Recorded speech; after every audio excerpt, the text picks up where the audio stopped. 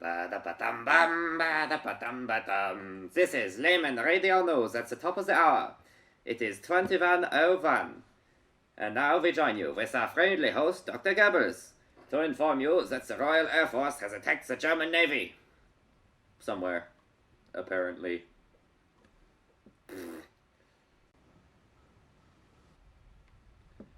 Well, would you look at this? The surface conditions under which we are operating don't afford us exactly the best visibility.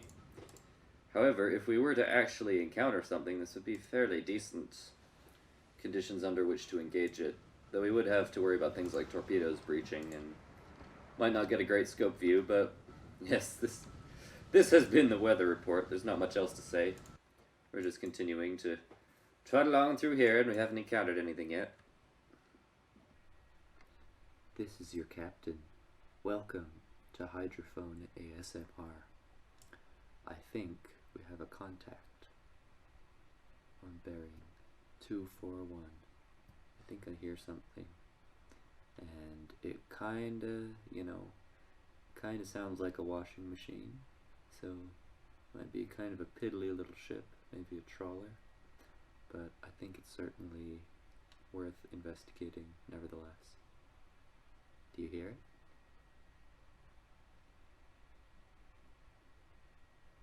Because I want to investigate that. So we'll steer towards that bearing, and I will stop being so eerie.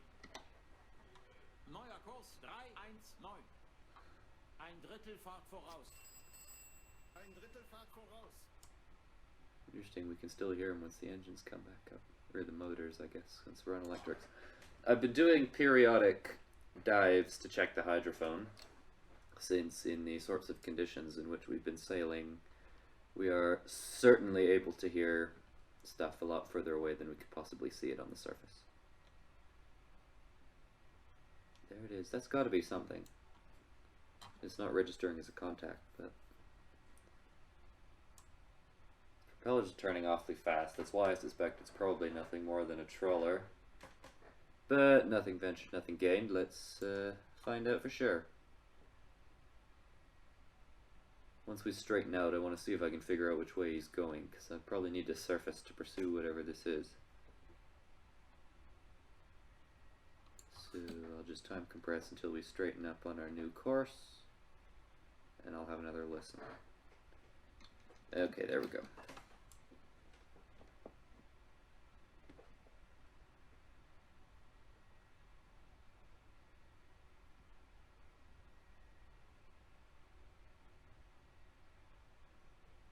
There it is, bearing about 355.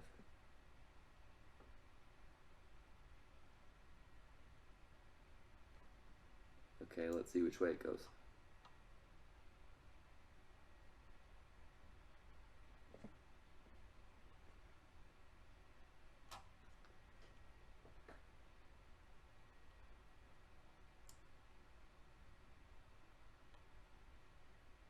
Seems to be almost stationary. That or really far away, which it is since it's not registering as a contact. It's probably a considerable distance from us.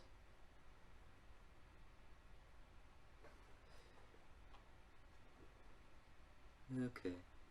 In that case, I'll have us steer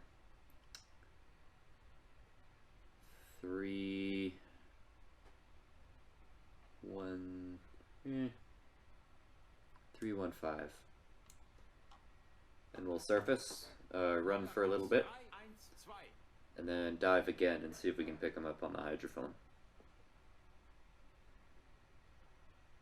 Alright, surface, all head standard.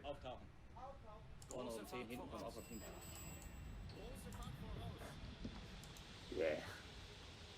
It's doing that, it's a peculiar thing. It also fogs up your free camera as well as the periscope when you're running too fast underwater. That's a peculiar little thing I've noticed that seems to happen. Let's see, our bridge crew's back up, so we're good. So we'll run at a head standard on the surface, run in the last known direction of the contact. Ah. Okay, bugger off. No, whatever. Yeah, we'll run on this course.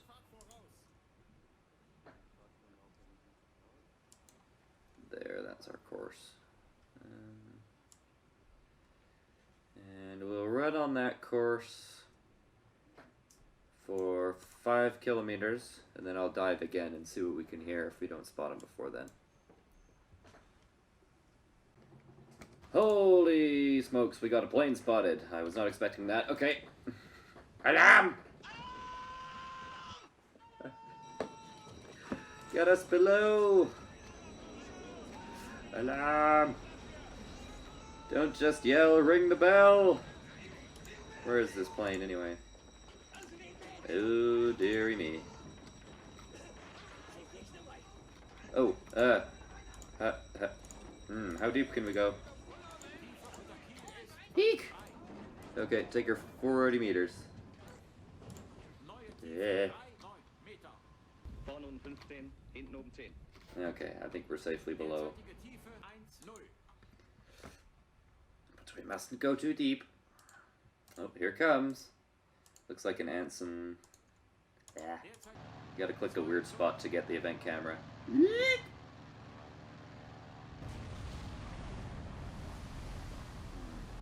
Looks like he dropped depth charges, but pretty far away, so I'm not gonna worry, and I'll reduce our speed too. Actually, since we're in here, with the free camera, which isn't working properly, fancy that. What if I... There we go. This seems like an excellent time to give you a tour of my lovely boat, because the German U-Boats compilation mod that I'm using lets us hit Shift H to open the hatches, and it has extended the interiors. So as we move forward, we have my very own captain's bunk with its nice curtain in here. I mean, that's, you know, that's cozy, but, you know, still definitely the best bunk in the house. We have our radio room. How's that radio working underwater? Oh, hello. And what's on the other wall? More equip... I can hear that plane. Is he coming back? Yeah. He's doing that weird thing again. Whatever, he can't hit us. Ah, where was I? Ugh, back in here. We were in the radio room. We'd pretty much finished up there. Sonar room. I have all kinds of gauges and a plant in a cup. There's anything that grows on this boat you got to be grateful for. Especially since we've been at sea for over a month, eating all manner of mildewed rubbish. I'm surprised our sound guy hasn't gobbled this right up here, but maybe he's waiting for it to get a little bigger. I've been spending a lot of time in this booth of late, taking listens for myself. And we should actually take a listen as well, because we pretty much finished the end of our run before we spotted that plane. But as we move forward, here we have basically the wardroom. And you can fold down the table and have it serve other purposes. With some coffee cups, and we have some crew bunks. Over here, someone's bag. What is this? Hey, there's no second bunk folded down here. Well, if I were the first officer, I'd be claiming this bunk, since you can sit up in it. Very bright light to keep all the bugs in. More crew berthing. And there we are. Here we have the can. Yeah, there's 2 cans. Although the interior of this one is not modeled. The interior of the other one actually is. And here we have the forward torpedo room. Still quite a few torpedoes in here because we've only fired 2. But once we fire these torpedoes, they can fold down additional bunks and fewer crewmen have to double up. Which is always an incentive to fire off torpedoes, I suppose. As we move back, we have our various meats hanging from the roof. as is the case throughout the boat. The control room, which you've already seen, with our wonderful crew and their voice pipes, TDC, all that fun stuff. Hey, is this an active, I think this is our active sonar that we can use to range targets. Fancy that. More lovely meats hanging from the roof. Some bananas. Surprise, these aren't completely done for yet. I believe there will be fewer things hanging from the roof as our fuel state diminishes, but because we sat in the middle of the ocean, stationary, not burning any fuel for a month, we haven't consumed a tremendous amount of our provisions either, which wouldn't be necessarily so realistic. Here we have additional crew berthing, and Marlene Dietrich, I presume. Someone needs to put up a partition, because these are 2 bunks here. I don't know, whatever. Here we have the galley! Oh, and here's the other can. This one's actually modeled. It has toilet paper and everything. And an informational poster detailing the manner in which you're supposed to use it, so... yeah, nothing, never mind. Putting this next to the galley, and indeed putting the galley next to the diesels, I'm sure is just an excellent idea. Here we have our spuds, which I'm sure the captain is very fond of, and the stove. Can't say I'd mind being the cook on a U-boat, but it'd go deaf from being next to the diesels, because I really wouldn't want to be in the diesel room. Though they aren't running at the moment, since we're submerged. And our E-motors are running about 150 RPM.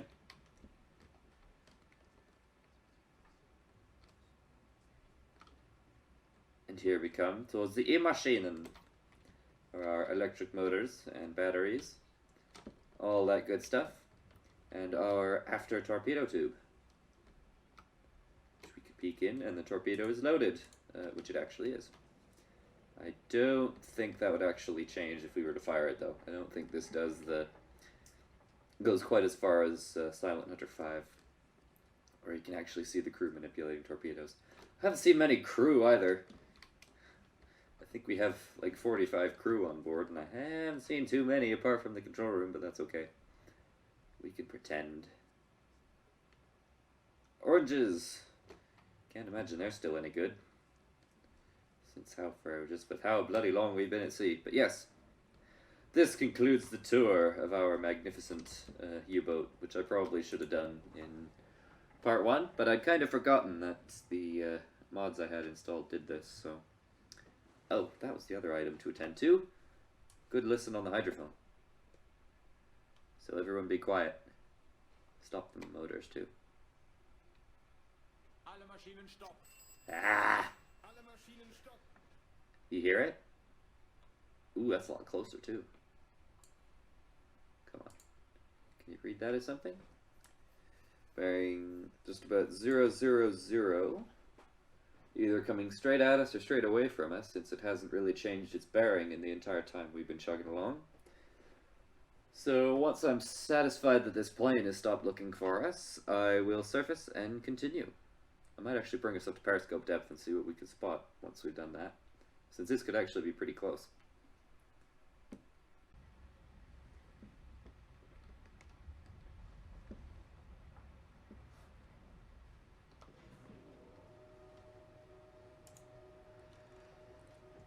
Alright, we've been running for a while. Let's have a gander.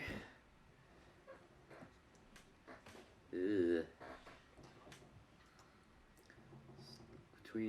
Look between 355 and Z. Let's actually see if he's moved. Takes a little bit to come up to periscope depth. Yeah. Still pretty much right dead ahead of us. Should be able to spot whatever it is if it's not shrouded in fog, which it... Whoa. Oh no, that's on the... That's the splotch on the scope. Need to keep this thing clean.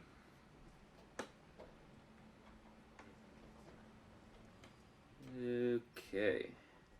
That's better. Brought us up in depth slightly. Oh. What's that? I don't think I see anything. But I will bring the observation periscope up. Have a look through that too, since its magnification is slightly higher. Funny thing, I use the insert button to start and stop my recordings, and that's also the button to, if you hold it down, it raises the observation scope. So it tends to pop up ever so slightly every time I stop or start the record, so I have to come back and put it down. But I don't see it through this scope either. So we're gonna surface. Auftauchen.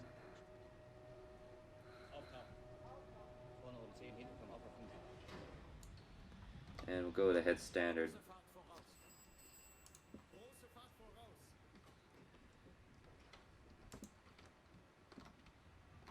And up she goes.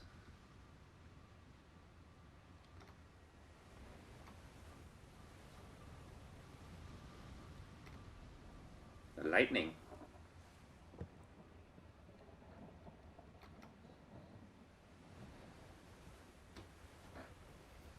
Come on. Watch crew, anytime now. And that we've engaged the diesels. There they go. Okay. Have our basically our best possible watch crew on the how these guys fully rested? Yep. Oh, there's it's another part of this hey, the mod that I'm using that changes the boats is there's a key command to bring the Uzo up to the bridge. The binoculars that lock into the TDC, not the Greek liquor. Of which we might as well have a supply on board, but yeah, never mind. But we can still look through it even when it's not there. But yeah, I don't think we're going to see anything just yet, so I'll come back if and when that should be the case. So, you know, we've been chasing this thing for so long, I'm not about to put myself in a position where I don't get to find out what it is. But I'm increasingly thinking that it's probably just an Irish fishing boat, given how close we've come to the coast, but I'm not going to let myself go without knowing. We're definitely getting closer, because it's getting louder on the hydrophone. And I've been diving periodically just to verify that it's still in contact, so we're gonna surface. Ahead full. Cause I want to catch this bloody thing.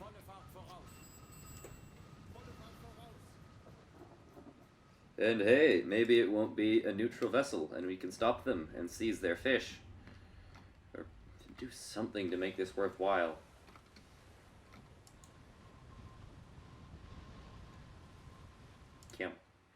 Okay, let's get to the bottom of this. Getting so close to the Irish coast, really. See anything yet? Seems to be.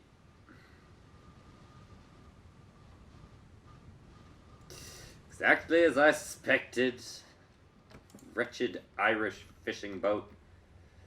A tremendous expenditure of fuel to find this out.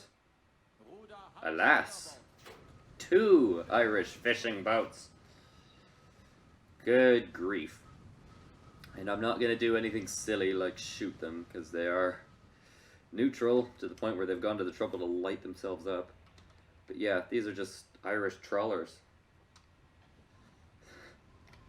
So, I'm sure this has been worth my time and yours. Ooh. There's something very almost satanic about the way their bridge is lit up in red. Maybe they're just having a good time in there. Maybe everyone's drunk and their noses are lit up. I'm not gonna speculate. I'm just gonna turn away in disgust and plot a course to continue patrolling. I actually want to make for this here passage, and I want to patrol up here as we go on. So I'm actually going to plot a course directly for that, because it's kind of a bottleneck, and the shipping that comes in and out of Liverpool from the Atlantic will no doubt be passing through it, because usually ships, pretty much all of the convoys coming out of here would have one point where they were all in the same spot near the Grand Banks, and then they'd either go like this, or they'd go up like this. And some of them would get, especially the ones going into northern ports, would get seriously far north, like near Greenland and Iceland. And the British have not yet established a base in Iceland, which is good, although it's kind of irrelevant at this point. So since we're well within waters which are firmly under their control. But we've only had one plane so far, and it kind of surprised me because the visibility is not great, and usually they don't fly in that. But there you go. We're gonna carry on.